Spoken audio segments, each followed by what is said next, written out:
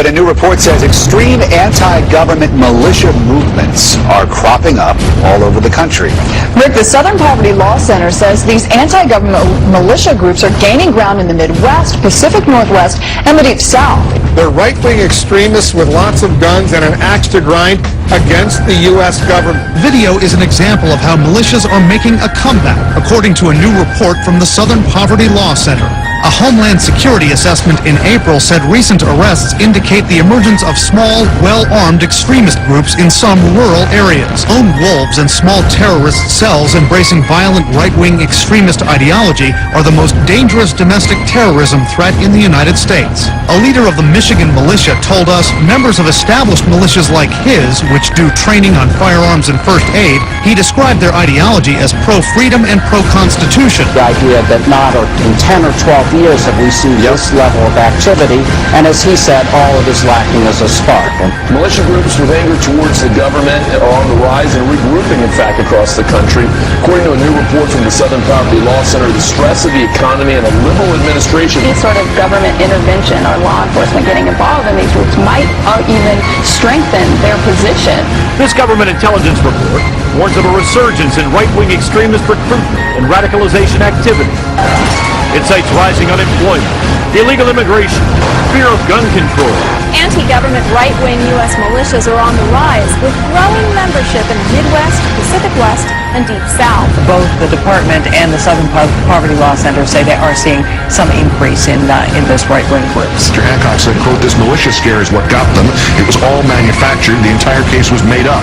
Just like Waco by the same government, he says, that lied about 9/11. Hancock said he knew all the Viper defendants, was good friends with one, and added, "I've been feeling this coming again. It's the same people. It's Rahm Emanuel. It's Janet Napolitano. It's Hillary Clinton. All these were the same people that were doing it back then." 92%, if you say a person concerned about borders and ports that are unsecured, if you're worried about illegal immigration, Second Amendment rights, or a returning veteran from the wars in Iraq and Afghanistan, it is not likely, as the Homeland Security Department suggests, to be a right-wing extremist. Are you listening, Janet Napolitano? Prevented. We will incarcerate people preventively. Preventive incarceration. Indefinite detention without trial. That's what this is. That's what President Obama proposed today, if you strip away the euphemisms. One civil liberties advocate told the New York Times today, quote, "We've known this was on the horizon for many years, but we were able to hold it off with George Bush." The idea that we might find ourselves fighting with the Obama administration over these powers is really stunning. And it is stunning, particularly to hear President Obama claim the power to keep people in prison indefinitely with no charges against them, no conviction, no sentence, just imprisonment. It's particularly stunning to hear him make that claim in the middle of a speech that was all about the rule of law. How can a president speak the kind of poetry that President Obama does about the rule of law and call for the power to indefinitely, preventively imprison people because they might commit crimes in the future? In our constitutional system, prolonged detention should not be the decision of any one man. If and when we determine that the United States must hold individuals to keep them from carrying out an act of war, we will do so within a system that involves judicial and congressional oversight. And so going forward, my administration will work with Congress to develop an appropriate legal regime so that our efforts are consistent with our values and our Constitution. You'll construct a legal regime to make indefinite detention legal. You will, what does he say? Develop an appropriate legal regime. So you can construct a whole new system outside the courts, even outside the military commissions, so that you can indefinitely imprison people without charges. And you'll build that system from scratch. What's that somebody said about ad hoc legal strategies? And one of the most radical proposals for defying the Constitution that we have ever heard made to the American people. To put it to you bluntly, some of the legislation that's coming out of Washington, some of the executive action that are taking place, ladies and gentlemen, these things started a revolution 200 years ago and got this country started. And the people are seeing this.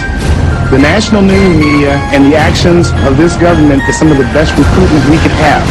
We don't have to say much. All you have to do is talk to the average person out there to tell you, how do you feel about your government?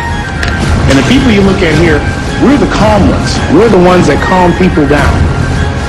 Now, I'm speaking here as a representative for my state and other groups that I know of.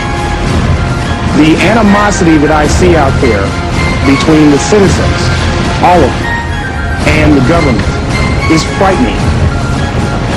What they did was, after listing all these abuses and government atrocities that you're going to hear here today, and they saw that they were going to no avail, they decided to see what they could do to become part of the solution.